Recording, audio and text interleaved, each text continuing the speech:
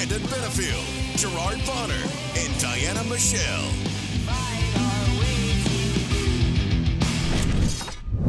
What's going on, everybody? We are back. V3 is back. It's your favorite podcast, the SHW podcast.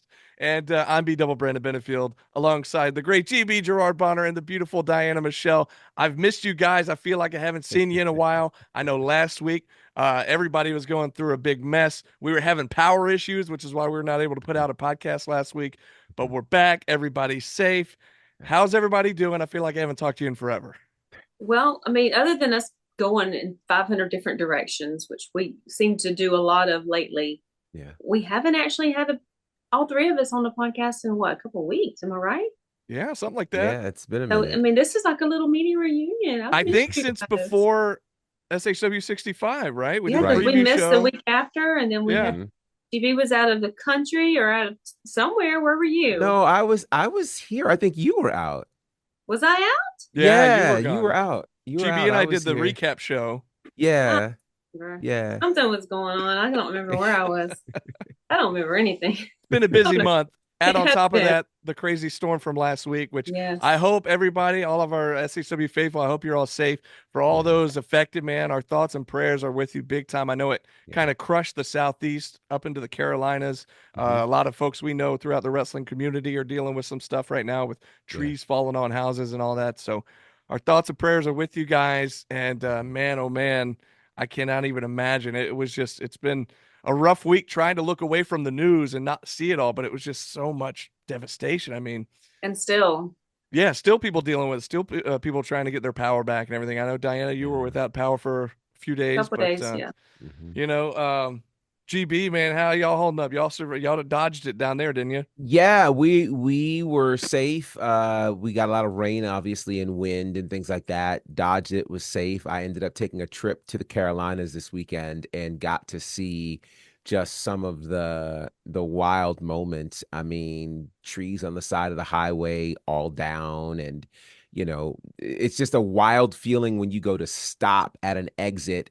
and there's no power.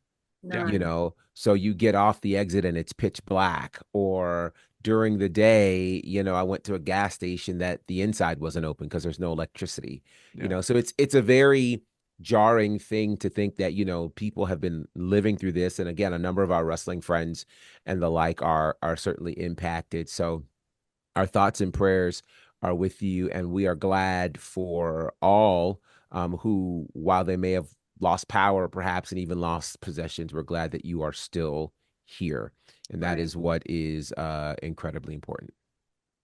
Nice little segue there, because on that note, thank you, that's what we do. We do have a big show coming up next Friday, 1 week from tonight. That would be Still Here 6, celebrating 6 years, believe it or not, of Southern Honor Wrestling. Sometimes it feels like it's been way longer, and then sometimes it feels like it has flown by, that we've already gotten to 6 years. I know you guys, you have your SHW versary in December. Mine, well, not just SHW, but my WrestleVersary, if you want to call it that, is also next Friday, because my very first night doing anything in the wrestling business was the very first SHW show. So it's kind of a special night for me in multiple aspects. But we got so maybe you're the third in the SHW All-Stars. He is an SHW original. Yeah, it's got to be. All-Star was the action team, is the All-Stars. I was gonna say, All-Star. I am an original. You're an original. I'm retired. Remember, we already talked about this a few weeks ago. Yeah, and we know about wrestling retirements. Retirements don't last. Yeah, I mean, there's nothing etched in stone. All right, fair enough. Well, no, it's not gonna happen. I'm just gonna put it. You heard it here first, folks. I'll believe it when we see it. Exactly. When you don't see it. We're gonna it, check his sleeves. That's how you got us for the Rumble Jack. Sleeves on. Right. By the way, Tony Atlas stole your look.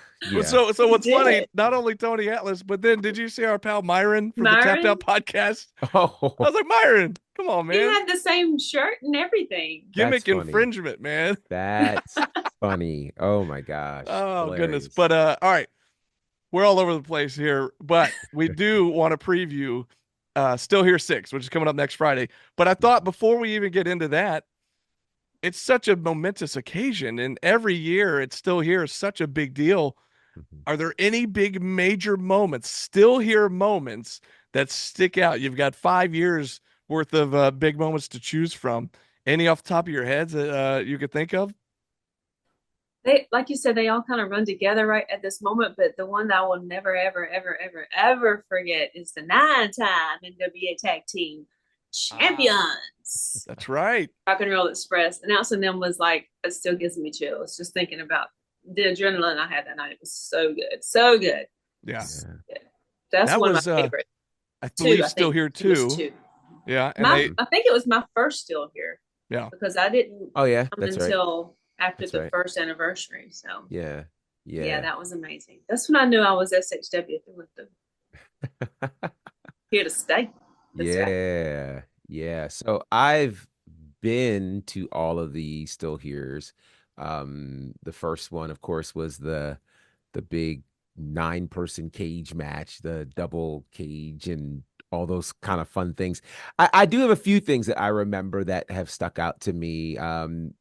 Like you was still here too, remembering Joe Black finally winning the SHW championship, and just remembering that whole road for him there, starting that year with that insane dog collar match, which Hmm. we're still having conversations about Oh Yeah, yeah. that's 4 something. years later, which is just incredible. I thought about Still Here 3, that opening match between Gunnar Miller and Corey Hollis, Mhm. which was kind of the retirement match of Corey Hollis, and that match was just bonkers. Speaking of retirements that don't last very long. Exactly.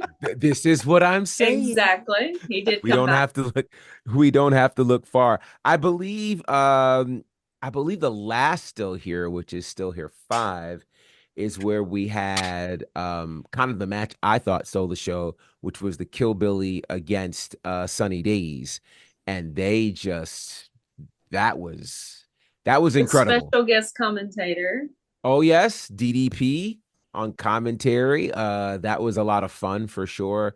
Now, I'm sure some will probably imagine what my favorite moment was, but it dealt with a certain Yeah. what a certain strap match that happened Of between course. Danny Jordan and the Queen Rekka Tahaka. Yeah, not Of just any strap course. match, but a Samoan strap match. Correct, Of correct. We're course. There's still controversy about the ending of that match, which, I'm sure there will never be justice for. But that was a great, great match. Still one of, I think, the best women's matches that has ever happened in SHW. And just a fantastic moment. Always an honor to serve at the pleasure of the Queen. You know, it's funny you bring that up, GB, because I've said this before. Anytime we get set up on the stage, which usually happens when we have the double ring, the double cage, Mhm, uh, which tends to normally happen at a Still Here. I know we had one earlier Hmm. this year, which was like the one exception. mhm, But we always think, you know what? We're up on the stage. We're out of harm's way. mhm, You know, we shouldn't be affected by any of these matches. Sure enough, during that match, not only did it take place in the ring, it took place on the floor, it took place mhm. on the ramp, on the Yes. stage, and on top of the GB commentary love booth, that. more Yeah. specifically, GB's chair, just about. Crazy, Yeah, crazy. But, crazy indeed. And we're on the same wavelength, GB, because there was a couple mhm, that I was thinking of, and definitely that one from last year with Nathan and Sunny Days, and just the honor and privilege of having the legendary Hall of Famer himself, DDP, sitting in the commentary booth with us mhm. to Yeah. call that match was just, you know, selfishly, like that was such a geek out moment for me, and I know for you Yeah. too, Yeah. that it was, yes, the match was amazing, and it really did, I Mhm. think, steal the show because it was a spectacle, and I It It don't was. think anybody was. really knew what to expect, and It Mhm. they was. just they stole it, man, and having DDP there, and the fact that DDP was even like almost kind of surprised at like, how good it was, you know, because Yeah. these are his guys that have worked for him for years. Yeah. And just the shock and awe on his face and the way he was getting into it was Mhm. special too. And so, man, that Yeah. was a cool moment. But Yeah.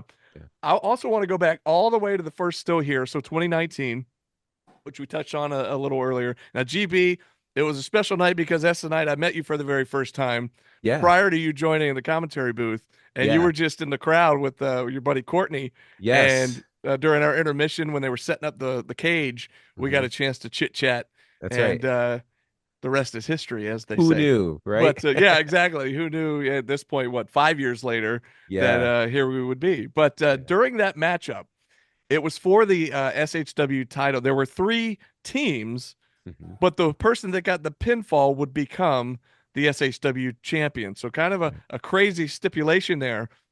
But one of the things that stick out in that match was Corey Hollis being put through the ring by Yes. Logan Creed. It was one of the craziest visuals I've ever seen, Yeah. and it happened right in front of us. I mean, it was Mhm. nuts, Yeah. and so that was pretty awesome. Corey Hollis, I mean, he's got a several Still Here moments. You mentioned Joe He Black Mm-hmm. does. defeated Corey Hollis at the very next Still Here Mm-hmm. to That's become right. the SHW champion. Mhm. And man, but what was the other one? It wasn't a casket match. I always get it confused for a casket match. It was a last man standing match between Judas Mhm. and Cyrus. Cyrus. There Yes. was a Yes. casket that came into play, Yes. and Right. Yes. that was just a crazy epic matchup of two Mhm. behemoths going at it. Which we've got one of those coming up next week. We'll touch on that Yeah. here in a little bit. But Yeah. so many Yeah, big the actual moments. casket match came later with That David. yeah, Correct. and That's David right. Ali Last and year. Judas in that match Yeah. as well. And then there's Owen Knight winning the SHW championship finally inside Yes. the War It's Chamber. That was again one of those moments that he's worked so hard for, much like Joe Black earlier. So I love seeing those kinds of moments, and I wonder what new moments we'll have next Friday. Well, we've got 9 huge matches on this card. And that we could go on all night. We could do multiple episodes about big memories from past Still Here's. In fact, Yeah. in the comments, leave some of your favorite memories as you're watching or listening to this. Let us Yeah. know some of your big moments from the past 5 years. But like you said, GB, we got a lot more right around the corner. It's coming up next Friday. It's October 11th, Still Here 6, Yeah. live at the Action Building. And let's talk about this massive card that we have in play. Well, first of all, even before I get that, let's touch on the special guest that will be in the house. Mhm. mm-hmm. The one and only, the original Nitro Girl, legendary manager, Kimberly Page, will be in the house doing a meet and greet and making a special appearance. Jake the Snake Roberts himself, our very own matchmaker, WWE Hall of Famer, will be in the house. Not only that, he'll be a special guest enforcer in the Jake the Snake Legacy Championship match. We'll touch on that here in a few minutes. Mhm. Paul Walter Hauser will be returning to action. And as you remember, he was here earlier this year helping the Hierarchy win their War Chamber match against the Endgame. He'll be making his return in a singles action against Sal Rinauro. We'll touch on that here in a few minutes. And just announced a couple of days ago, one of my favorite people in the entire world, the legendary WCW legend himself, Glacier. And not only that, he's a movie star. The Unbreakable Okay. Bunch, the movie that's got a bunch of wrestling legends in it, just came out recently, and I think it'll be finally making its way down to the Southeast area. I think it debuted up north a few Mhm. months ago, but he'll be promoting that movie, and he'll be making a special meet and greet appearance. Glacier, Ray Lloyd. If you've never met this guy, I'm telling you, one of the nicest people you ever meet. And Agreed. GB, you and I have had the pleasure of working with him Mhm. a number of times, whether it's through the Nightmare Factory or Yeah. whatever else. But also, I mentioned this movie, The Unbreakable Bunch. If you happen to see it, you might actually hear some familiar voices because the great GB and myself actually call some of the wrestling action during the movie. So that was Yeah. pretty exciting. So Pretty crazy. Very very Amazing. excited. I mean, who are you Amazing. guys most excited to meet? I can't wait to meet Kimberly Page. That's awesome. Well, I guess that's the only one we haven't met. Oh yeah, I guess we met everybody Yeah. else. Yeah. Yeah. Well, Yeah, Diana, have you met Glacier yet? I have not met Glacier. You'll I've love not, her. but I mean, we're It's Facebook awesome. friends. We kind of, Yeah. like a lot of the same things, or whatever, mutuals. But Yeah, have yeah, not actually had an opportunity to meet him. So yeah, I am excited about meeting him because I know That's gonna he's be going to be great. fun. It's gonna be great. Definitely. Well, let's touch on this card. And there's so many massive matches. And what's crazy, if you've been watching the social media over the last couple of weeks, you'll see little video clips. It's almost like the Road to Still Here, and it's Mhm. chopped up into segments per match. And so go ahead and check those on the Facebook page, on Instagram, and give you a little more in-depth inside info on some of these matches. But Yeah. what's cool about all of these is they're all very story driven. Like they're all meaningful. There's all something behind all of these matches, whether it's a championship or just a grudge or whatever else it might be. There's just something for every single match, and I can't wait. Let's start out with this Action Wrestling All Stars versus Southern Honor Originals. Okay, it's going to be a 6-man tag team match. Matt Griffin made the match or made the challenge for the match. Was it last month's show, 65? Yes. And so he proposed 3 Action Wrestling All Stars versus 3 Southern Honor Originals. I'll be honest, I was very disappointed earlier this week when I found out who the third Action All Star was going to be. We found out about Adam Priest and Jaden Newman. And then, of all people, to join Action Wrestling, the inaugural Southern Honor champion. We talk about Southern Honor Original. He's the Southern Honor Original. Mm-hmm. And I guess, money talks, because that weasel, Matt Griffin, offered him a boatload of money. And Kevin Ryan will be joining the Action Wrestling All-Stars. And they'll be taking on Owen Knight, Ashton Starr, and a mystery SHW Original. Who could it be? There's no telling. What do you guys think about this matchup? I'm excited. Obviously, I hope Southern Honor kicks their butt. I mean, Matt Griffin has talked for nearly a year at this point about how much better Action Wrestling is than Southern Honor. Give me a break. If that's the case, then why do all these Action guys have to come get juice from Southern Honor? I mean, they're all coming to be a part of our show, not the other way around. So, including Matt Griffin. Including Matt Griffin. I mean, that kind of speaks for itself. And I don't know what to say about Kevin. I'm just like, I don't know what to say about Kevin. I could say a lot of things, but I'm not going to say anything. I'm not. Because it could be a hoax. I'm just going to say that. It could be a hoax.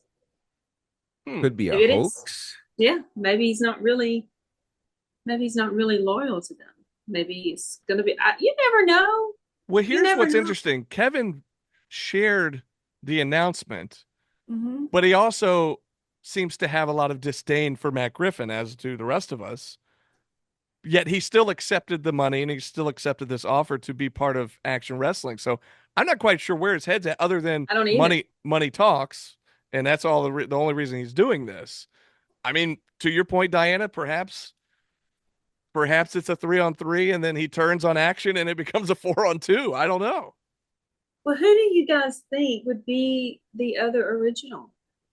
There's just no telling. I mean, think about. I mean, there's so many. The first couple of years of SHW. That's kind of I'll give that kind of the time frame. The first couple of years, since we're talking originals. So we'll go back to the first couple of years, I would think, or the first year especially. But the roster was so deep for those first couple of years. There's just absolutely no telling. You mean, there's a lot of originals on the new era. Yeah. There's somebody that I can think of that was a major champion in Southern Honor and a major champion in Action, but he retired. So, but retirement don't mean nothing. Not for one night only. Right, Brandon? It's not me. Trust me, it ain't me. I'm not getting back in the ring unless they were fighting Exotic Youth. No, I didn't say that. I would love it. I would love it to be AC Mac. I would freaking love it, and I know the roof would just come off the place if AC Mac was the third. But I don't know. I just don't. I don't know. It's WCW Bash at the Beach 96 all over again. Who's the third man? Who's the third man? Well, hopefully it's not WCW Bash at the Beach again, because whoever the third man was came and completely turned on WCW that night. Joined the dark side. Yeah. And so I don't know what we could see here. It's definitely one of those things where you have to kind of go through your brain. Is it only looking at the people who were there on that very first night? Is it looking at people throughout the first year? I don't know what that particular time frame looks like. I mean, here's a name nobody's really mentioned who I believe is an original, but you can get me. I mean, if we're not looking at the first show, but we're looking at the first year or whatever, what if Danny Jordan shows up? Yeah, absolutely. I mean, it's she can hold her own. She's totally. I mean, she's been involved in the Rumble Jack multiple times. She was at the first show, but she didn't appear on the show until show number 2. Yeah. So it just depends on how literal they are with the SHW originals. So Yeah. we'll see. I don't know. It there's a laundry list of people that it could be. I'm just excited because it's like we said, it's a massive card. There's a lot of championship matches going on. Special guests have already been announced and surprises. It's still here. There's got to be surprises. So this is going to be one of those major surprises, and I can't wait to figure out who it's going to be. Who's going to be the third man for Team SHW? We'll find out next Friday. Another big old match on this card is Body Positive Cody Fluffman. He's going to have to run Lev's Faithful Gauntlet. And the stipulation for this match, Lev laid out this challenge in a backstage interview with our very own Cheyenne Michaels. Lev will run this gauntlet where he faces Grayson Pierce. If he gets past Pierce, he faces the Warden. If he gets past the Warden, he'll face Lev. Now, if Fluff can get through the gauntlet and defeat Lev, then Lev can no longer be faithful. His faithful followers have to disband. However, if Lev defeats Fluffman, or not even Lev, if any of the gauntlet defeats Fluff, if he just can't get through the gauntlet at all, Fluff has to join Lev's faithful. This is insane to me. I can't imagine really either of those scenarios, but one of them is going to happen next Friday. How are we feeling? Shenanigans in the making. I mean, I don't like the scenario, but I have faith in Body Positive. So I think he could do it. I mean, I really do. We've seen him steamroll 3-4 people at a time. Yeah. I mean, these three guys, he's steamrolled all 3 of them at once. And I feel like he can do it. I do. Yeah, this is a very unique challenge because all 3 of Fluff's opponents offer something different.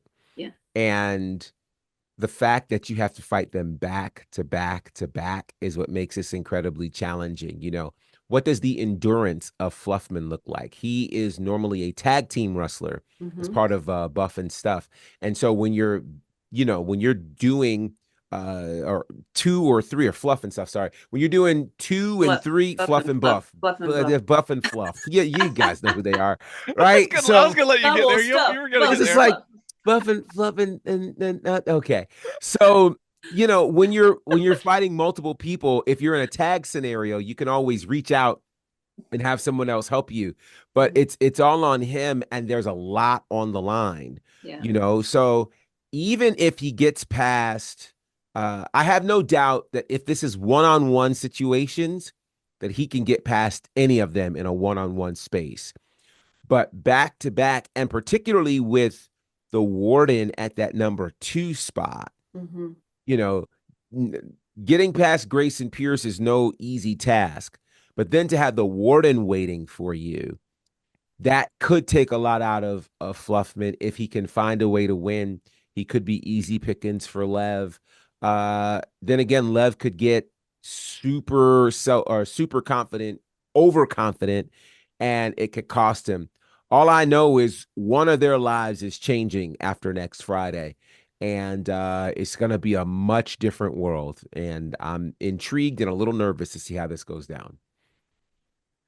So early on, I talked about some of our special guests. We had heard the announcement had been made that Paul Walter Hauser was going to be returning at Still Here 6. We didn't know what that meant, if he was just doing a meet and greet or whatever that might mean. And then we see Sal Renaro doing a backstage interview with Cheyenne Michaels. And we know Sal. Sal's coming off of quite a losing streak over this past year here in SHW. And I don't really know what his thought process is here, but he's called out Paul Walter Hauser. Of course, PWH has accepted. And this match will take place next Friday. Singles action. Paul Walter Hauser versus Sal Renaro. Now, we've seen Paul Walter Hauser in action at SHW before. He was an honorary member of the hierarchy in that War Chamber match, helping them defeat the Endgame. But we have not seen him in SHW in singles action. I don't really know what I don't know if Sal knows something we don't know. Like, what was his reasoning here for calling out Paul Walter Hauser specifically? What do you guys think about this matchup? That's what I said. I don't know. I mean, with the war, it was a war chamber, right? With the war chamber, when he came out, Paul Walter Hauser came out. Some of the guys were spent already. They had already been in there for a while and gassed a little bit maybe, and he was able to do some things and had some big moments. He did. He was impressive. I mean, I have no doubt that the guy could wrestle. I mean, he's been training. He knows karate, But with Sal calling him out, is Sal thinking, oh, he's not really, a wrestler per se? Is this going to be an easy win for me? I mean, honestly, Sal's not had a win since what he and Sonny lost. I think so. That tag match. And I can't even remember what kind of match that was. Was it some kind of, they had the titles? Did they have the titles when they lost that? I can't even remember, but it's been well over a year, I would think, since he's had a win. And maybe he's thinking, oh, we'll just get, old Stingray in here and see what he can do. I don't know. Who knows what Sal's thinking? We say that every time, right? Who knows what Sal's thinking? But I feel like it's not going to be just a pushover match. I am interested in see how well Paul Walter Hauser is in just a regular single match from start to finish. Yeah. I want to see how that pans out. But I don't really know why Sal would have called him out like that. I mean, it was just a random, right? Seemingly, yeah. Yeah, I don't know the reasoning for this. Perhaps he thinks it'll be an easy win. Perhaps to your point, Diana, he thinks, hey, PWH has won. All of his matches have been specialty matches. They've been matches with no rules, matches with, wild rules suspended, weapons, all those kinds of things. Right. So can he win in a straight one-on-one match? I think what Sal is not considering right now is it hasn't mattered the experience level of the opponents he's faced in the last year, whether they were wildly experienced or whether they were a relative newcomer like Zach Buchanan. Somehow, some way he couldn't get it done. Even at Still Here, at SHW 65 with Aaron Dallas, a newcomer to SHW, only a handful of years in the business, Sal couldn't get the win there. So I don't know what makes Sal feel comfortable enough that he can take this match to get a win. But I think there's pressure on both sides. For Paul Walter Hauser, you don't want to be the first guy to lose to Sal Renaro all year long in an SHW ring. Right. The flip side is, if Sal can't get this win, what does he do next? Because none of the adjustments that he has made has worked. The night that Paul Walter Hauser was here, Sal lost not once, but twice in like less than 5 minutes. How do you do that against two separate opponents? Mm-hmm. So I think there's some soul searching that Sal may need to do, because if he can't get this win here, I got to wonder what's next for him. Meanwhile, Paul Walter Hauser does not want his first loss of the year to come at the hands of someone who hasn't been able to get a win all year. So this is going to be an interesting one to watch. Can't wait to see it. And going back to that night, even then, that second loss that night, he called out Carly randomly, and it was just like, you just lost, and now you want to go again? Yeah. I think there was a song that came out a number of years ago. I think the band or the group was called the Basement Jacks, and it was called "Where's Your Head At?" And I always wonder that, and I think that to myself whenever Sal's out there, because I don't know where his head's at. None of that makes sense. And maybe that's it. Maybe he writes backwards. All of his posts are backwards. So maybe he is a little backwards. Maybe he's confused at the wins are not. The losses are not. You're right. Maybe he thinks he's undefeated. Maybe he does. He does everything flip flop. So maybe, I don't know. There's no telling. Sal's you never know where Sal's head's at, and but it's going to be an exciting match. I can't wait. All I know too is that Paul Walter Hauser, just like at the War Chamber, he brings a lot of outside eyes to SHW. I mean, everybody in the Southeast knows about Southern Honor, but he's bringing stuff from the whole country, from worldwide. I mean, this guy's a movie star, and so it also that makes me think, why is Sal like that confident that he's going to have all these extra eyes on him and he's going to get this win? I don't know, but we'll find out. Maybe he's got no gear he wants to show off. Who knows? There's no telling. Who knows? Hey, I tell you what, though, we have a Jake the Snake Legacy title match next Friday, and I'll get to that one. But first, let me talk about this one. It's two members of the end game. Okay, it's Nick Halen, CT Keys. They came to blows last month during that 6-man eliminator match to determine the number one contender. And we were like, are we seeing cracks in the end game? What's going on here? These guys were coming to blows. They fought all the way to the back, all the way back to the interview area. So now we're going to see a one-on-one match. But not only that, back to the JTS Legacy title. Jake the Snake, our matchmaker, to add a little bit more intrigue to this already intriguing matchup, has decided to make this a number one contenders match for the Jake the Snake Legacy Championship. Now, while that's a huge deal, I'm more kind of blown away that these guys are two members of the end game coming to blows and about to go one-on-one. So this match, all kind of implications here, GB. Yeah, I'm excited about this for a few reasons. One, we've been trying to see, will there ever be cracks in the armor of the end game? Because it just seemed like this impenetrable wall. No matter what you did, you couldn't do anything to stop it. And so these kinds of cracks are interesting because it was clear that Nick Halen pinned CT Keys because he wanted that shot perhaps at the championship. And so as I look at that, it now makes me wonder, who's loyal to the soil?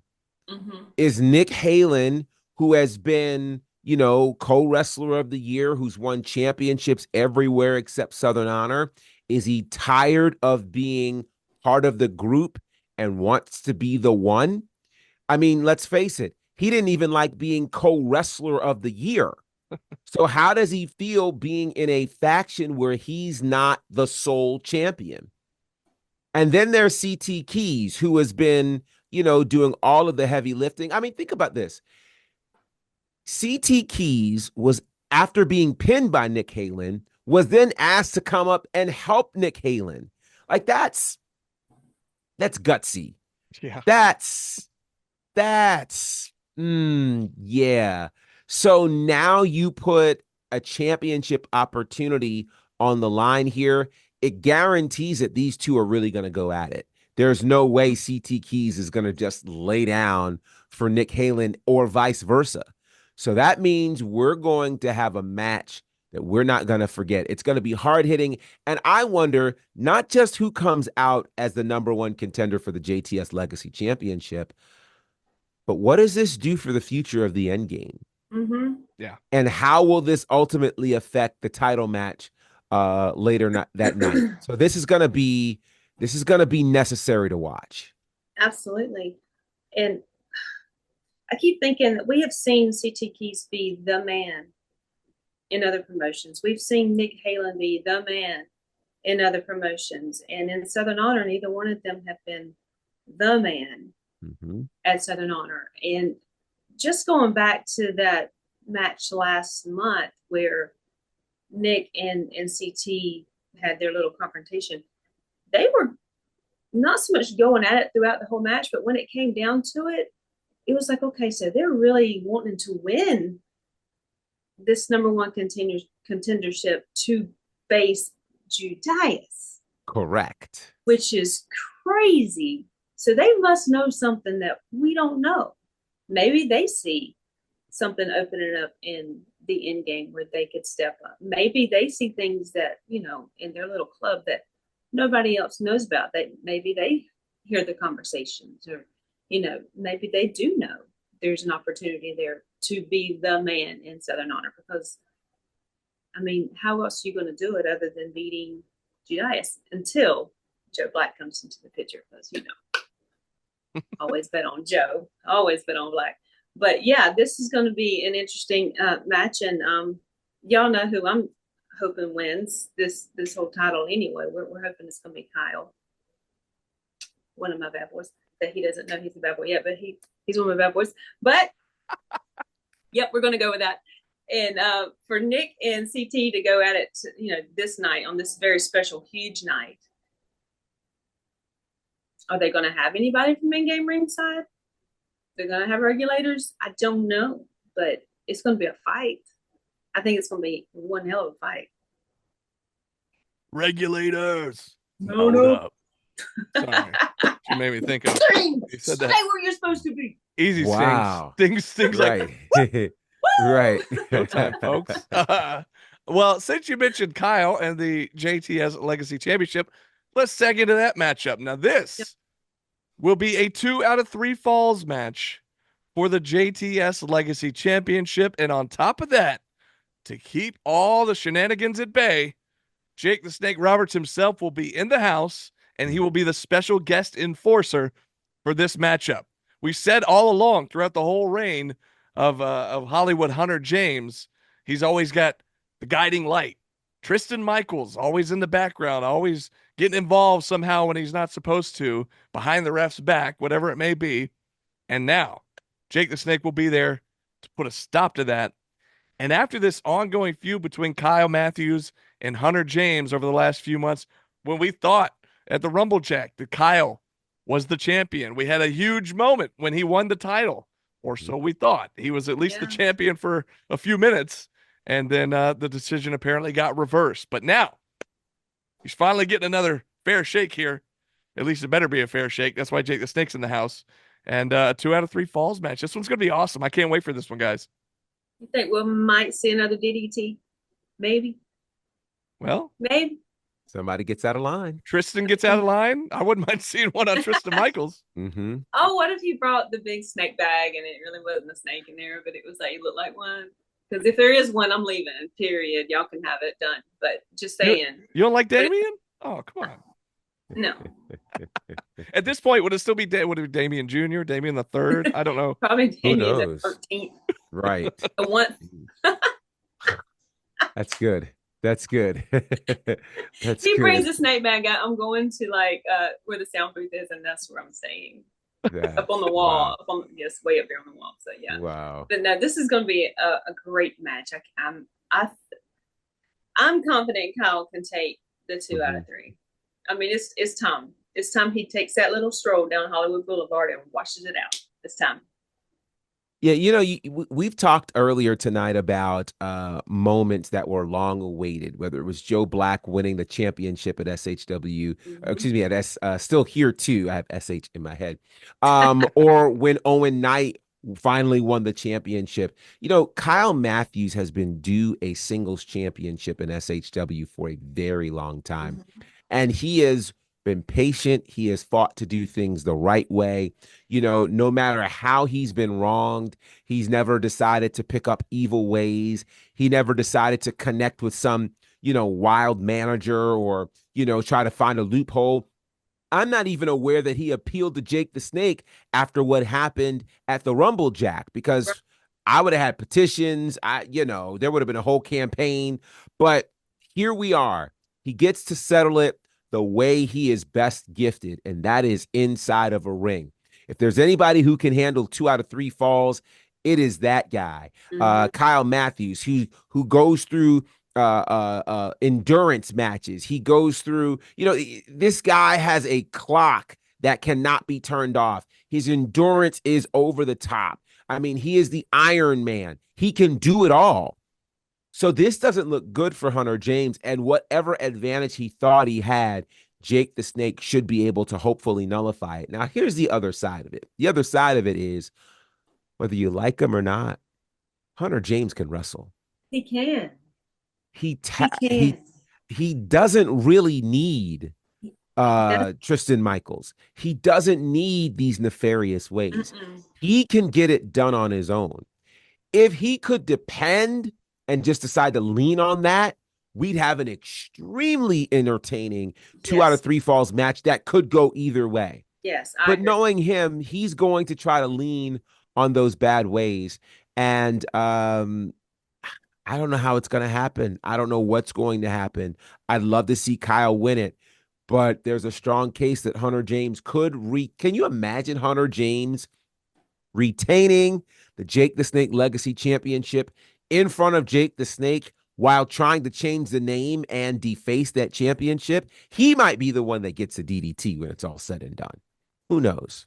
I'm not against it. I wouldn't mind seeing that either. I mean, I'm just saying. But we would never hear the end of it if he's able to retain that title. But in front of Jake the Snake, of all people. But speaking of Jake DDTing people, let's talk about those no good exotic youth.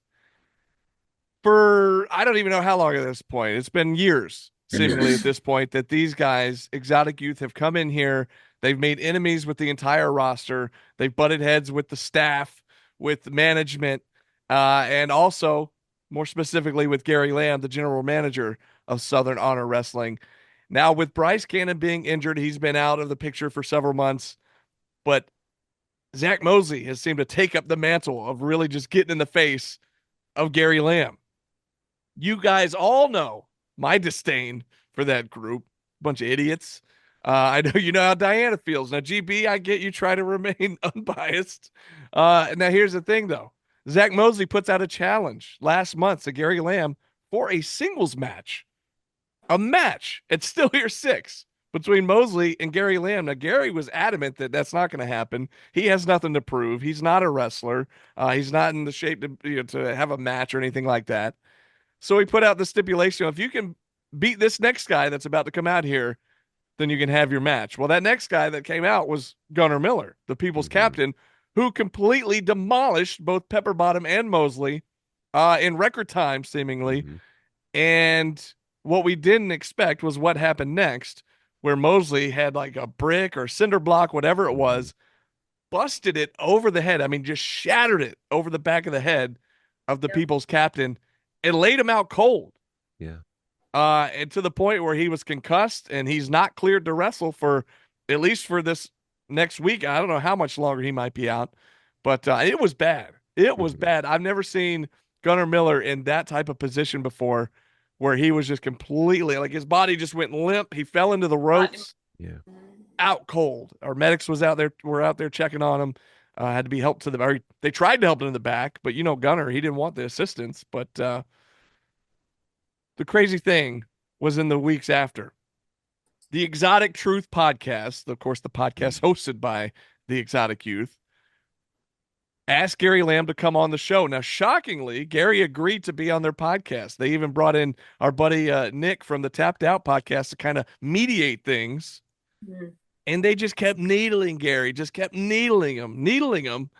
Finally, to the point where Gary relented and has agreed to a singles matchup. He said, if in fact nobody else will be at ringside and it is just going to be one-on-one, Zach versus Gary, then Gary has agreed to this matchup. I don't know what to expect in this kind of matchup here. I want Gary to beat the ever-living you-know-what out of Zach Mosley, but I'm also aware that Gary's not a wrestler. Zach Mosley is a wrestler. Zach Mosley has held tag championships and singles championships in other promotions. I don't know. I don't know. I just don't know. I don't want to see him get a win over somebody representing Southern Honor Wrestling. But I don't know. I've talked about Exotic Youth enough. I'm nauseous thinking about it. What do you guys think about this match? What happens if he does beat Gary? Is there some kind of stipulation there? I have not heard that there's been any kind of stipulation whether if Gary wins this happens or if Zach wins this happens. I haven't heard anything like that. Maybe it is just bragging rights. I don't know. I don't know. What would be nice is if Gary wins, then Exotic Youth is just gone from SHW forever. I would love that. In which case, I might come out of retirement if he needs any assistance. I'm just saying. I mean, I don't see them going through this match without Pepper Bottom being involved somewhere. So in that case, I'm going to need you to step up from behind that table and put the brakes on Pep.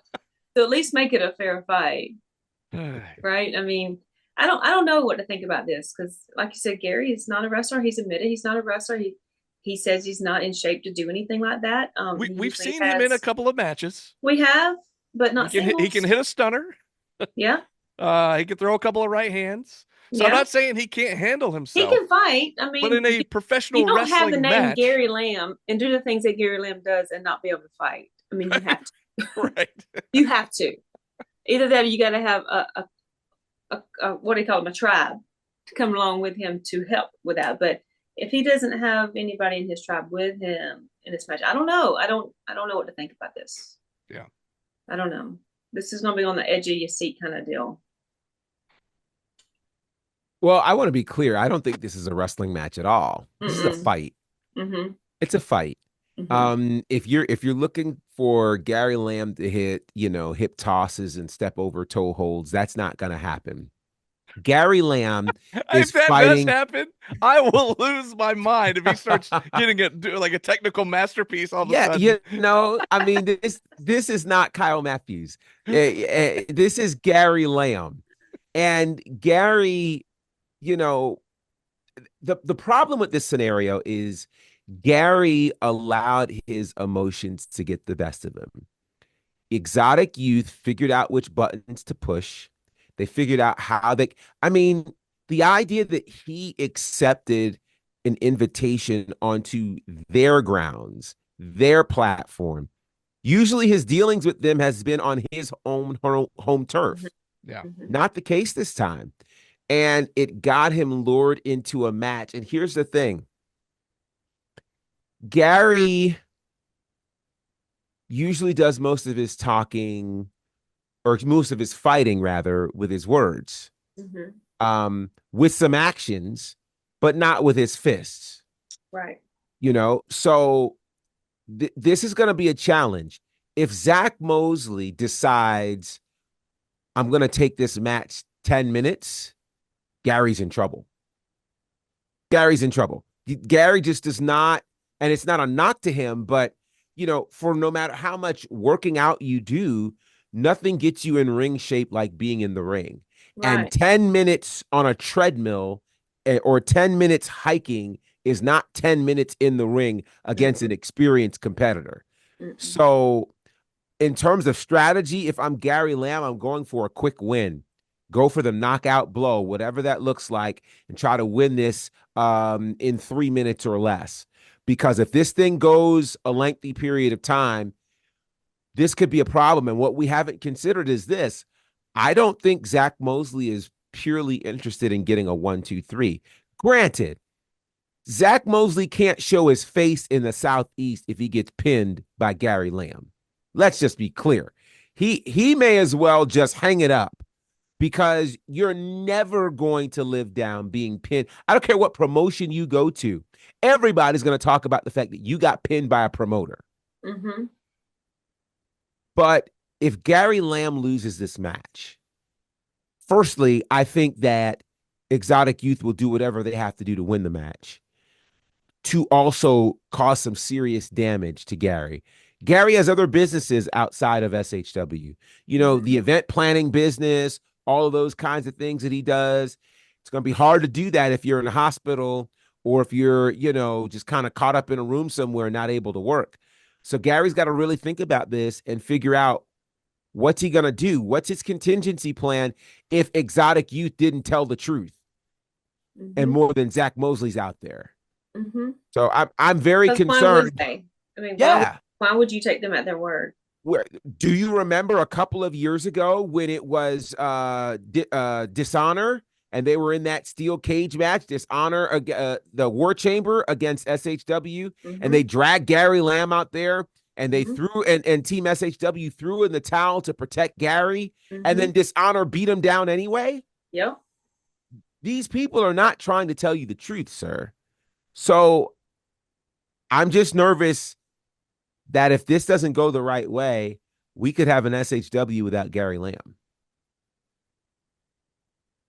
And I could never see that happening. I could never see that happening. I mean, I don't know, man. I don't know what to expect from this, or what good could even come of it. I, I mean, even when it came up at the last show, I was very against him accepting the match, and he didn't want the match. Mm-hmm. But he goes on the podcast, and they just kept picking and kept picking, and he finally Mm-hmm. relented. And I was stunned. I could not believe it when we saw the. If you didn't see it, go and look on social media. It's on SHW's Facebook and Instagram, where the clip from the podcast. Normally, you wouldn't hear me promoting their podcast, but just to see this clip alone Yeah. is just so shocking. I couldn't believe it. Um, what's gonna happen? Find out next Friday. Still here 6. Let's talk about some of these championship matches. I know we already talked about the Jake the Snake Legacy Championship match. One of the biggest, most figuratively and literally biggest championship matches ever held inside the Action Building will be for the IWTV Independent Wrestling World Championship, as Cruel will be defending against Big Trouble Ben Bishop. Now, Ben Bishop made his SHW debut a couple of months ago at the Rumble Jack. Then, of course, the very next show made his singles debut. Very impressive showings both times. In fact, he eliminated Logan Creed and put up a heck of a fight against Cruel. And Mm-hmm. Cruel actually eliminated himself to eliminate Ben Bishop from the match. And those two guys fought all the way to the All the way. back. And we don't even know where it ended up. They could have been in the streets of Canton for all we know. Mm-hmm. But Matt Griffin, there's not a whole lot that Matt Griffin says or does that I like or agree with. However, in this case, as a voice or representative of IWTV, whatever you want to call it, made the decision and gave Ben Bishop an IWTV title match. And it will be happening at Still Here 6. Two of the biggest men we've ever had in SHW going toe to toe inside of an SHW ring. I cannot wait for this matchup. Now, of course, it's not the very first time we've had the IWTV World Championship defended at SHW, but it'll be the first time that somebody the size of Ben Bishop is facing somebody the size of Cruel. And I think Cruel's biggest challenge yet, if I'm not mistaken. Literally, I believe Mhm. so. I mean, It's how are we always feeling about this one? it's always fun to know you're going to call a world championship match. Oh, yeah. That's always a delight. Um, when it comes to Big Trouble, Big Bishop, I've seen him in a number of matches. I've never seen him lose. Mhm. But I've never seen him fight anybody like Cruel. Yeah. Cruel's champion of the world for a reason. He's devious. He's sadistic. He's cruel. You just talked about dishonor in that War Chamber match, Mhm. GB. Mm-hmm. Prime Yeah, example right that there. was all him. That was all Yeah. him, definitely. This is going to be a spectacle for real. I think it's not going to be an easy one. It's not going to be a push-up match by any means, but it's going to be a worthy world championship match. I think worthy of Yeah. the world. Yeah, I agree. This is going to be one to watch. And again, happening here at Still Here 6. If my memory serves me correctly, I feel like it was last year, if not the year before, when we had the NWA Women's World Championship up for grabs at Still Here. We tend to attract world champions Yep. to what we're doing. And so again, it's certainly nothing that we haven't seen. We've seen the IWTV World title defended at our building several times, whether it was AC Mack and his first title defense or Cruel. The champions come through. This is going to be literally a big test for Cruel. And, Ben Bishop is a special talent. And this could be the night that Ben Bishop channels all that he's been able to do to become a world champion. World title matches don't come every day, but they are coming to Still Here 6. Can't wait to see what's going to happen with this one. Oh, it's going to be a good one. It's going to be huge. Yeah. Literally and figuratively. Like I said, I mean, these guys are just massive. And we got a small little taste of it at the Rumble Jack. Mhm.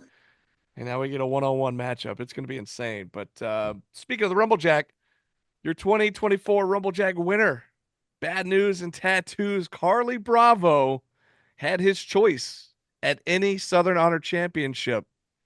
And he decided to go for the SHW Tag Team titles.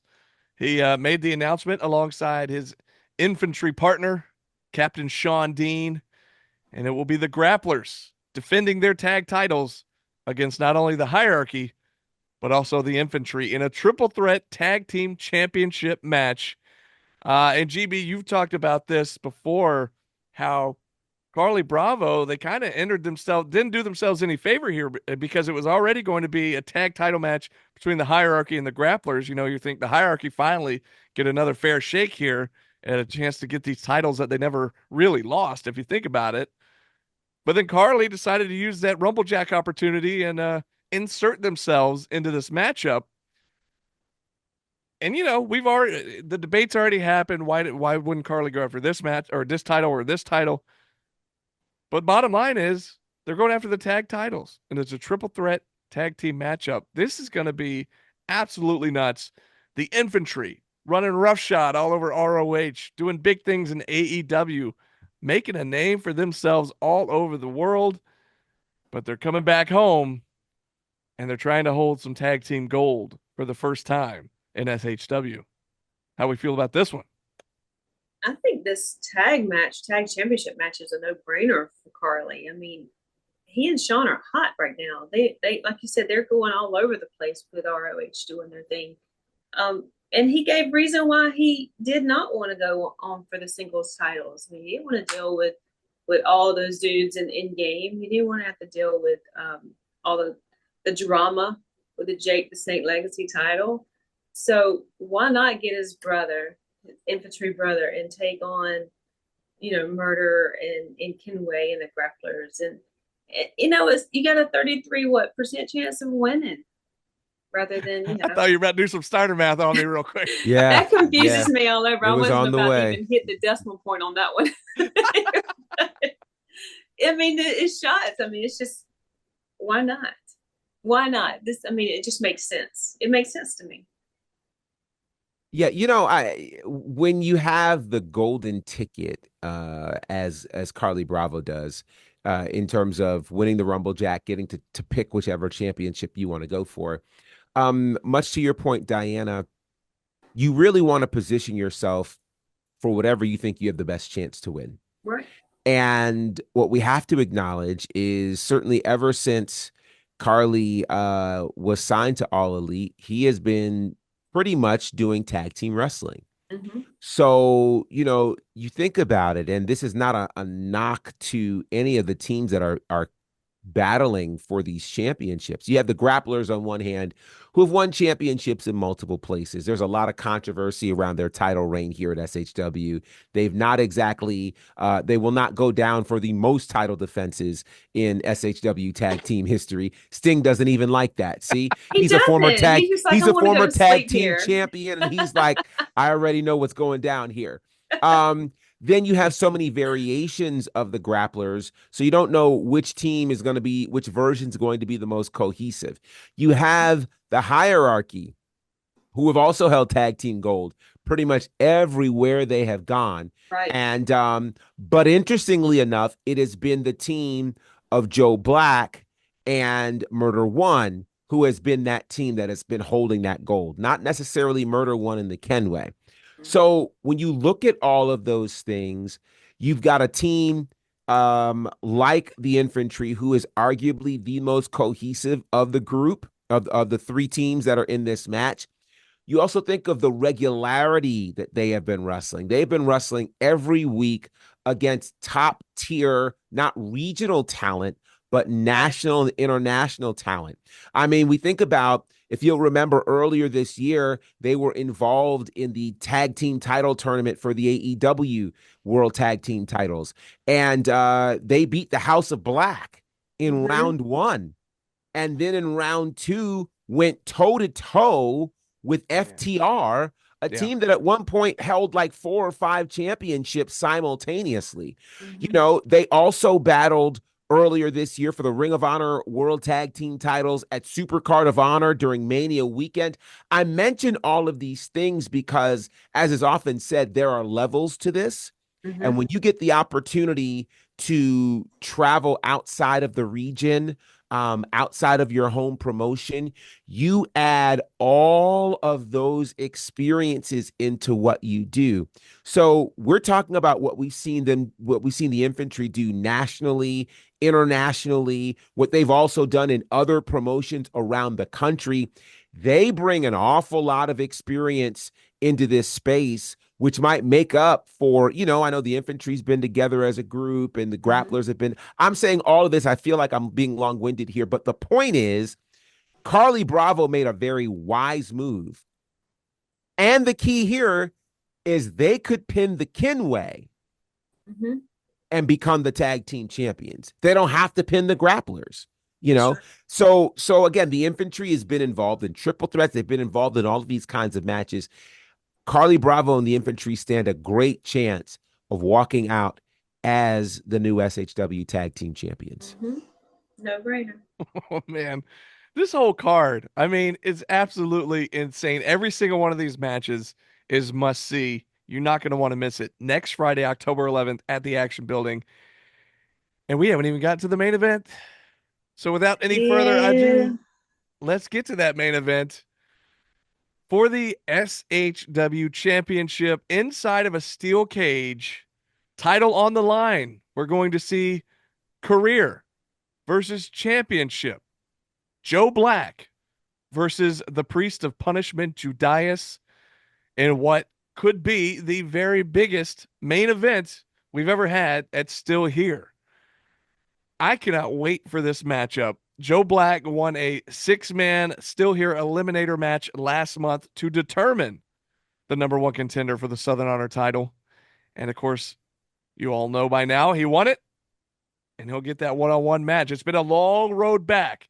We talked about Still Here too when he won the title for the first time, defeating Corey Hollis. He only held on to that title. I believe had one successful title defense, and due to injury, a couple of months later, had to relinquish it. And it's been a long road to get back to that title, get that title opportunity. But here we go. Still Here 6. Title on the line. But to swerve everybody, not really a swerve, but a shock to everybody, was when he said that if he could not beat Judas, he would retire from professional wrestling. Shocked the wrestling world, I tell you. And GB, you even said it the other night after he made that announcement. It makes us a little uneasy when people start throwing around that retirement word if they can't win a match. So how are you feeling going into this matchup? Career versus title. Me? Yes, you. How am I feeling? Either of you. Ladies first. I'm with you. I'm always nervous when they say if I can't beat you, I give it up. But this is Joe Black. He always gives everything. He always lays it all out there. He never, walks out of that ring with anything left. And I don't think this is going to be any different. I think he's going to dig even deeper to lay it all on the line, because this is the main prize. This is the prize, the man, to be the man, as we shall quote Ric Flair. You got to beat the man. So Judas being the man, and has been for such a long time, it's Joe's due. Joe is so due. But I don't see him, win or lose, he's not gonna be able to just walk out of that ring. He's gonna leave it all out there. And I personally think he's gonna come out on top of this one. It's time. Sometimes the cards are just in your favor. Sometimes everything just stacks up and lines up like it should. And I think it's time. I was thinking over the last month, I've had a chance to see 2 matches where wrestlers were in a career versus championship scenario. And in both scenarios, I was very nervous because I could not imagine the wrestling world without either of those competitors. And in both of those situations, they won. They retained their career and added championship gold to their resume. You talked about, Diana, things lining up as they should. A steel cage really is supposed to ensure that, it's a one-on-one battle. But then you couple that with the fact that earlier that night, the two members of the end game are going to battle it out Right. with a championship opportunity available. I don't see the end game walking into Still Here 6 in a position of strength. I don't know the unifying power that Todd Sexton has. I don't know that he has enough power to bring these guys together to support what Judias is trying to do, given the fact that they pinned each other, that, Nick Halen was willing to say, I'll throw it all away for an opportunity to become champion. Right. So if there was ever a time for Joe Black to get a championship opportunity, if there was ever a time where Judias is most vulnerable, it's now. You think about what Joe Black had to say at the end of SHW 65, where he talked about Judias as a champion not showing up as he was scheduled to. And if we're honest, and I'm going to just look down because I don't know if he's watching this, but it's not the first time that Judias was scheduled as champion and did not appear. Mm-hmm. You're the representative of this company. And so, if something else is more important to you than the company, somebody somewhere has to be the one to say, no, I can represent this company in a more fulfilling way. Joe Black has been the embodiment of Southern Honor Wrestling ever since he donned the doors. The idea of a Southern Honor without Joe Black just doesn't sound like Southern Honor. Rename the company. It's just not the same. And I'm not prepared for him to go out like that. He deserves the championship run that he never got. And I say never got because he got injured back at the Rumble Jack going into Still Here 2, won the title, as he says, on a broken freaking leg, and then turned around and had to relinquish it. We don't know. What would Southern Honor have been like if Joe Black had his full reign? Mm-hmm. Granted, it led to the rise of David Ali, and we got the Savior and all of those kinds of things. But what if? Where would this company be if Joe Black had the opportunity to be the front man, the champion, the representative for those 301 days? Maybe he'd be the longest reigning SHW champion of all time. We may never know, but he gets one more opportunity, a final opportunity to right the wrong of 4 years ago. Can he get it done? Of course he can get it done. He's Joe Black. Now, I hope he doesn't feel the pressure of all of us saying he's Joe Black. I think he says that. I think he puts that pressure on himself too. Yeah, I mean, he knows this. Yeah, he knows this in his heart. This is who he is. If there's ever a time for you to dig deep, and I don't know that he needs a pep talk. He's Joe Black. But go back and find the guy who put Will Huckabee through a car. Yeah. Go back and find the guy who redefined not just wrestling in the Southeast, but pro wrestling, period. There was a period where we weren't seeing, dog collar matches and parking lot brawls. And then 2020 happened. And all of a sudden, the wrestling world, after seeing that match, which they'll probably never publicly give it credit for, because of that man, Joe Black, the man who has inspired so many. People are fighting to get beads from this man. That's the guy that has to show up. And if he shows up, not even Judias can stand in the face of all things black. Man, I got chills just thinking about it. Next Friday, folks, October 11th, celebrates 6 years of Southern Honor Wrestling with SHW Still Here 6. It's all going down next week at the Action Building. Tickets will be available at the door starting at 5 p.m. Tickets start at just $15. As always, kids 10 and under are free. Doors open at 7, bell time at 8. And like we said, man, it is a stacked, and I mean stacked card. In addition to that, we have special guests, Jake the Snake Roberts, Kimberly Page, Paul Walter Hauser, And we just heard Glacier will be in the house as well. Oh, it's going to be an unforgettable night. We are going to make history once again inside the Action Building, 261 Marietta Road, Canton, Georgia. You guys, I can't wait. I can't wait. And I can't wait to see y'all in person. It's been forever, it feels like. It has been. It has been. I know it hasn't been like a long month, but it's been long enough. It seems like it's been a long month. I know it hasn't, but it seems for like sure. I know. For sure. I know. And of course, we'll see all the SHW faithful there as well. Come say hi to us. Of course, we'll be doing the live pre-show from 7 to 7:30. Never right know there. if might show up there either. That's right there at ringside inside the Action Building. So come on, say hi. Come take a picture, whatever you want to do. And we can't wait to see all of you. But until we see you next week, we're Still Here 6. This has been SHW. This is our wrestling. Yeah.